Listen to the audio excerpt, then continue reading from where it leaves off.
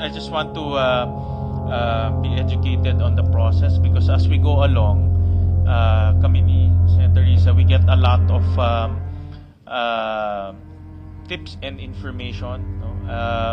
Especially when the real identity of Alice Go came out, no? Si Go Huaping.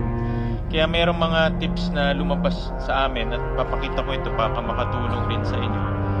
Apparently, si Go Huaping or si Alice Go hindi lumaki sa farm. Hindi rin siya homeschooled.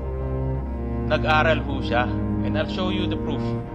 Dahil nga lumabas sa hearing yung totoong pangalan niya, nag-aral siya sa parehas kong school, sa Grace Christian High School, for grades 1, 2, and 3.